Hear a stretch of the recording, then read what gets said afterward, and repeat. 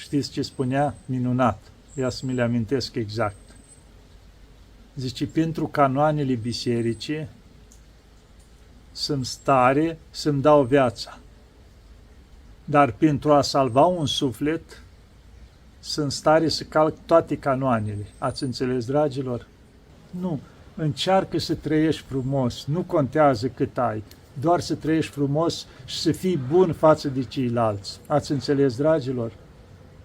Încercați așa, să vedeți cum se transformă viața voastră în ceva frumos, în ceva plăcut lui Dumnezeu, pentru că prin dragoste învingem orice. Să știți, orice răutate din lumea asta, prin dragoste o învingem.